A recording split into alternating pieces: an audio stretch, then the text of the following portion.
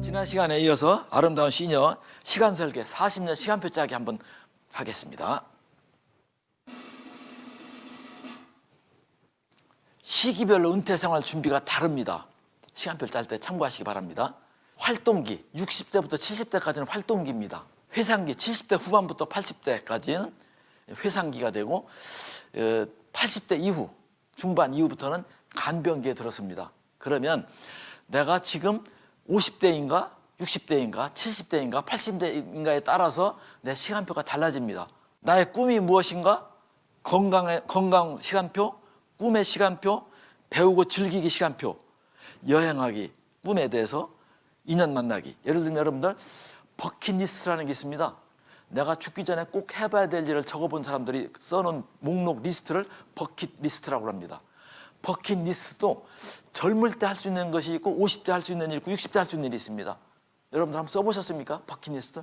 아, 죽기 전에 이건 해봐야 되겠다. 그런 것들을 나의 연령대에 맞게 꿈과 비전을 세우고 건강 계획도 세우고 배우고 즐기는 계획도 세워야 된다는 말씀을 먼저 드립니다. 우리가 자원봉사에 대해서 아까 잠깐 말씀드렸었는데 자원봉사는 우리 기독교인들이 아주 중요하게 생각하는 부분 중에 하나입니다. 왜냐하면 거룩한 공동체, 건강한 공동체를 위해서 해야 되는 일이고 우리가 사회에 기여할 수 있는 가장 쉬운 길이기 때문에 공동체 형성에 도움이 되는 일이기 때문에 이런 걸 해야 된다고 생각하는데 참고하시고 자원봉사의 의미에 대해서는 무료한 생활의 활력과 삶의 보람과 만족감, 마음의 평화를 준다. 본인이 사회에 유익한 존재라는 긍정적인 느낌을 준다. 또 잃어버렸던 역할과 지위를 회복한다. 은퇴를 하면 권력이 상실된다고 그랬죠. 명함이 없어지기 때문에 노후에 또 봉사활동을 하는 가장 큰 이유 자신의 존재로서의 사회 참여 느낌을 갖게 된다. 자신의 경험과 지혜를 열정과 가치를 인정하는 사람들에게 헌신함으로써 희열을 느낄 수 있다. 이런 말씀드렸습니다. 자원봉사를 하면 여러 가지가 좋은데 건강과 사회성을 지켜주는 일이다. 누구나 할 수 있는 일이다.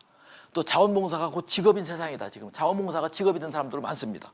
또 다른 세상과 만나는 장이 된다. 제가 여기서 또 하나 다음 회에도 또 기회가 되면 더 말씀을 드리겠지만 NGO, NPO라고 있습니다. 비영리단체, 시민단체에 가서 어떻게 봉사할 것인가 이런 것에 대한 생각을 좀 해주시기 바랍니다. 자원봉사 10계명 첫 번째, 할 수 있는 것부터 시작한다.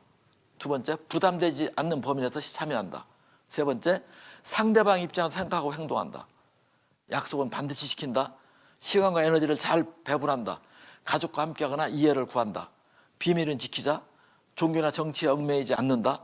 자원봉사를 돈과 연관하지 않는다. 자원봉사를 통해 새롭게 배운다. 이런 게 있습니다. 그럼 어디가 자원봉사할까? 이렇게 우리 대한민국은 지금 복지시대이기 때문에 복지시설들이 이렇게 많습니다. 여러분들이 사는 주변에 동네에 어떤 복지시설이 있는지 한번 찾아보세요. 아동복지시설, 청소년복지, 여성가족복지, 노인복지, 장애인복지, 노숙인복지, 정신보건시설, 요양의료기관, 종합복지관, 지역자활센터, 푸드뱅크, 푸드마켓, 자원봉사센터, 복지 관련 기관, 단체, 기타 시설들이 대전에마도 수도 없이 많습니다. 저는 복지시설, 종합복지관장, 노인복지관장을 해봤기 때문에 이런데 좀 식견을 갖고 있다고 볼 수 있는데 보통 사람들이 직장생활하다 사업할 때는 저런 복지시설에 대해 별로 관심이 없습니다. 잘 모릅니다. 그러나 여러분들이 봉사하기 위해서뿐만 아니라 내가 저 시설을 이용하는 이용자가 될 수가 있기 때문에 내 가족이 이용을 해야 되기 때문에 공부를 해야 됩니다. 또 능력 있으신 분들, 외국어가 잘 되시는 분들, 건강하신 분들은 해외 봉사할 때가 많습니다. 한국인이 설립한 학교들 파워가 있는데 우리나라 선교사들이 해외에 세운 대학이 810개쯤 된다고 합니다. 그중에 대학이 40개인데 아시아, 아프리카 지역에 대학의 그 기독교 대학 연합이 파워라고 하는데 은퇴 후에 거기에 가는 분들이 있습니다. 제가 근무했던 연구단지에 퇴직한 과학자들이 1년에 수백 명씩 은퇴를 합니다. 그분들이 한국에서는 사실상 갈 데가 없습니다. 그런 분들에게 시니어 선교학교에서 교육을 받고 나서 아시아 아프리카 대학에 시니어 선교사로 나가시는데 대표적인 것이 연변 과기대, 몽골 국제대, 평양 과기대, 라오스, 캄보디아, 뭐 인도네시아, 에티오피아, 탄자니아 수도 없는 많은 대학에 그런 선교사들이 나가 있습니다. 또 외국에 있는 교회마다 한국 학교가 한글 학교가 한 2천여 개가 넘습니다. 또 국제기구에 한비아처럼 국제 유엔 기구라든가 여러 가지 국제기구에 가서 봉사활동하고 그것이 봉사활동하다 직업이 된 사람들도 많습니다. 국제 NGO 단체, 구호단체, 또 세종학당, 한국어 교사 자격을 따가지고 또 세종학당에 가서 세종학당이 한 230개 정도 되는데 거기에 나가서 지금 그 한국어를 가르치는 한류 때문에 한국어 배우려고 하는 사람들이 굉장히 많습니다. 저도 지금 국내에 있는 이슬람권에서 온 노동자들에게 한국어를 지금 가르치고 있습니다. 한국문화원, 새마을운동 같은 거 배우는 사람들한테 해외 취업 창업을 권장하고 그런 단체에 가서 봉사할 기회도 얼마든지 있다. 공부를 하면 가능하다. 그런 말씀을 드립니다. 우리는 또 기독교에 대해서 한번 다시 공부해 봅니다. 기독교회가 지금 사회적 역할을 잘 못한다고 비난을 많이 받고 있기도 하는데 한편에서는 잘하시는 분들도 많습니다. 원래 우리 기독교가 처음 선교사님이 우리나라에 들어올 때 가져오실 때 우리나라에 의료기술을 가져왔죠. 복지를 가져왔죠. 교육제도를 가져왔죠. 사회제도를 가져왔습니다. 심지어는 앰뷸런스 차까지도 선교사님들이 가져온 제도입니다. 그런 것들처럼 우리나라의 스포츠라든가 심지어는 NGO 시민단체 같은 거 대한민국을 개화시키는 데 필요한 모든 기반 시설을 선교사들이 다 가져왔습니다. 여러분들이 그런 것을 모든 것을 다 가진 해외에 나가서 할 수 있습니다. 우리나라 지금 그 교회에서 잘하고 있는 것들 보면 사회 정의 부분에서 경제적인 실천연합이라든가 기독교 윤리실천운동이라든가 외국인 근로자를 위해서 여러 가지 하는 거, 국제 구호개발, 월드미션, 기아대책, 굿피플, 더 멋진 세상 이게 다 기독교 단체들입니다.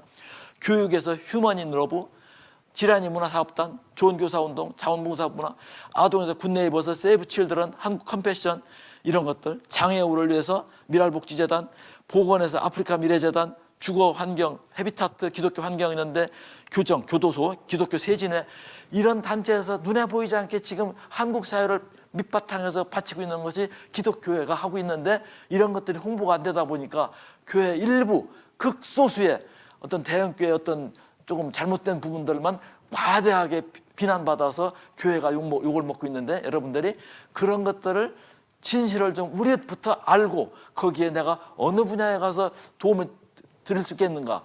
그러면 기존의 단체에 들어가서 하는 것도 있고 필요하면 내가 단체를 만들 수도 있습니다. 이렇게 한번 생각해 보시기 바랍니다. 또 하나 1980년대까지의 그 신자유주의가 너무 치열한 경쟁에 대해서 그 폐해가 드러나기 시작해가지고 1990년대부터 2000년대 이후에 급격히 전 세계적으로 일어난 운동이 사회적 경제 운동입니다.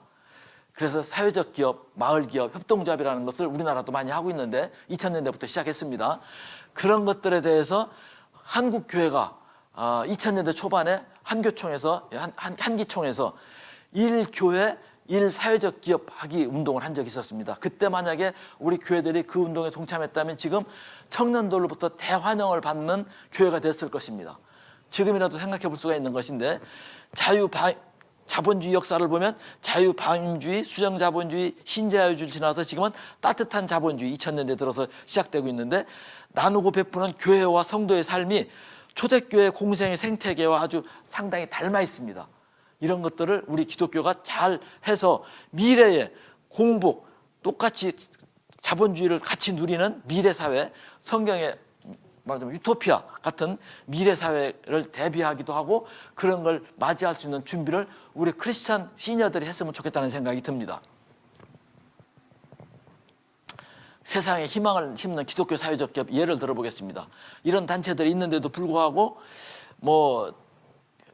교회가 뭐하냐 이렇게만 지금 욕을 먹고 있습니다. 열매나눔재단, 희망공장, 메자닌 아이팩 회사 이런 회사들은 지금 높은 순위교에 설립한 건데 파주시의 세터민들, 탈북민들에 대해서 박스 공장을 차려줘가지고 22명이 거기서 정상적인 직업을 가지고 직업 활동을 하고 있습니다. 그러니까 생활비를 대주는 것은 고기를 주는 것입니다. 그런데 그분들에게 기술과 일자리를 주는 것은 낚시법을 가르치는 겁니다. 교회에서 그런 낚시법을 가르쳐서 이런 분들이 이렇게 직장 생활을 할 수 있도록 직장을 만들어주고 사회적 갭을 만들어주는 겁니다. 기아대책 행복한 나눔, 공정무역을 하는 단체입니다. 기업입니다. 사랑의 줄잇기 가게, 아름다운 가게, 여러분 아시죠? 헌 옷이나 헌책 같은 거, 헌 집안의 물건, 이사 갈 때 물건 전부 다 기부받는 곳이 있죠? 그 물건을 팔아서 아름다운 가게가 또 사랑의 줄잇기 사업을 하고 있습니다. 기빙, 백, 착한 기업, 벤처 공모대, 그런 것들 하고 있는데, 서울의 만낙교회에서 하는 것 중에 휴먼 브리지라고 하는 게 있습니다. 월드 휴먼 브리지라고 하는 단체가 있는데, 카페, 공공기관에서 카페를 합니다. 카페에서 운영되는 수입을 사회적 기업으로 운영을 해서 수입은 사실은 선교사들이 아시아 아프리카에 우물 파주기나 안경 맞춰주기, 그런 개안 수술 같은 거, 그런 걸 도와주고 있습니다. 한국교회 잔치는 끝났다. 한국교회 최윤식 박사, 미래학자이면서 목사님입니다. 그분이 한국교회 미래에 대한 책을 보면은 100년 만에 벼랑 끝에 선 한국교회, 위기와 변화의 내부 진원지를 살펴봐라. 지금 굉장히 위기라고, 코로나 때문에 더군다나 위기라고 합니다. 지속 가능한 부흥을 위한 하나님의 전략은 내가 섬기는 교회를 위해서 통회하며 울자, 울면서 기도하자, 미래를 객관적으로 보자. 객관적으로 봐야 미래가 준비가 제대로 준비될 수 있다. 다가올 기회를, 미래를 기회로 바꾸라. 하나님이 가치 있게 여기는 것을 깨달아라. 또 하나님의 이기는 전략을 따르라. 그러면 우리가 한국교회가 위기를 전화위복으로 삼을 수 있다. 이런 말씀을 드립니다. 크리스천들은 옛날에 여의도에서 집회할 때, 그 큰 집회를 할 때 캐치프레이즈가 뭐였었냐면 고와 샌드였습니다. 크리스천들은 가라, 아니면 보내라 였습니다. 내가 직접 선교사로 가든지 아니면 선교사를 보내는 사람이 되든지, 말하면 전방 선교사가 되든지 후방 선교사가 되든지 그 둘을 연결하는 중간 선교사가 되든지 어떤 포지션에 위치해라, 그런 말입니다. 인생의 분류선을 찾아서 내가 꼭 맞는 선교지가 어디 있냐. 지금은 과거처럼 외국에 나가는 것만이 선교사가 아닙니다. 국내에도 선교지가 많습니다. 왜냐하면 우리나라 인구가 지금 2020년부터 순수 인구가 줄고 있는데, 그 줄은 인구를 누가 대체하고 있냐면 외국인 노동자들이 와서 대체하고 있습니다.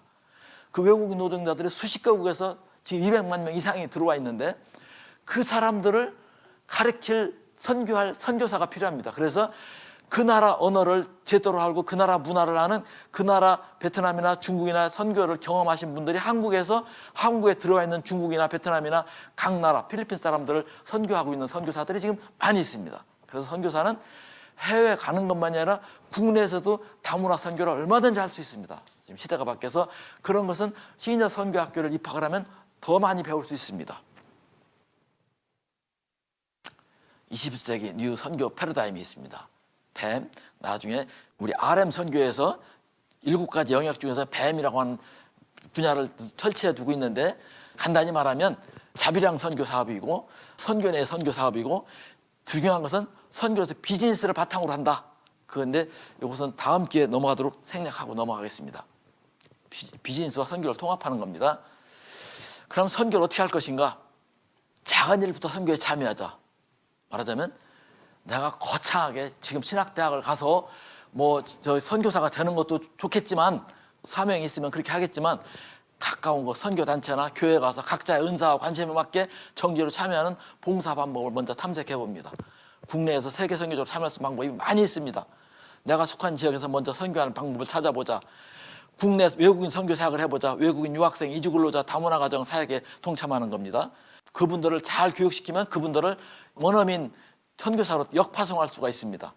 그 다음에 장기 현지 선교사와 동역하는 방법도 있고, 정기적인 중보기도와 모임 결성하는 것도 있고, SMS 이후에 후속 교육에 참여하는 것도 있고, 특정 사역 관심자를 모아서 찾아 교류하는 것도 있고, 선교사를 지원해서 재정적으로 지원하거나 후원을, 기도로 후원하는 방법도 있습니다. 우리 시니어는 목적 있는 삶을 살아야 된다고 그랬습니다. 나는 어떤 비전으로 인생 3기 시간표를 만들까? 여러분들이 경제활동, 봉사활동, 평생학습, 문화활동, 여가활동, 종교활동, 이런 것들을 일주일 동안에 어떻게 시간표를 배워보려 할지 시간표를 짜야 됩니다. 그래서 그 시간표대로 살아야 보람을 느낍니다. 왜냐하면 시간표가 없어도 시간은 갑니다. 세월이 빨라서 5년, 10년 간다고 느낍니다. 그런데 5년, 10년 후에 시간표 없이 간 사람은 내가 뭐 했지? 그냥 세월만 보냈다는 공허감, 후회만 듭니다. 그러나 내가 시간표를 가지고 유용하게 시간을 쓴 사람은 보람과 감사와 희열이 있습니다. 하나님 앞에 서는 날, 지난 시간에는 호스턴 여중고는 나몰래 살자라고 했는데 한동대학교 모토는 배워서 남주자, 세상을 바꾸자입니다. 크리스찬, 기독교 시니어 여러분, 여러분들이 가지고 있는 사명과 달란트와 재능과 능력과 부와 건강과 시간은 누구 것입니까? 누구로부터 왔습니까? 누구에게 주겠습니까? 어떻게 세상을 바꾸겠습니까? 어떻게 하나님 앞에 가서 칭찬받고 면류관을 받겠습니까? 시간표를 잘 짜시는 여러분 되시기 바라겠습니다. 감사합니다.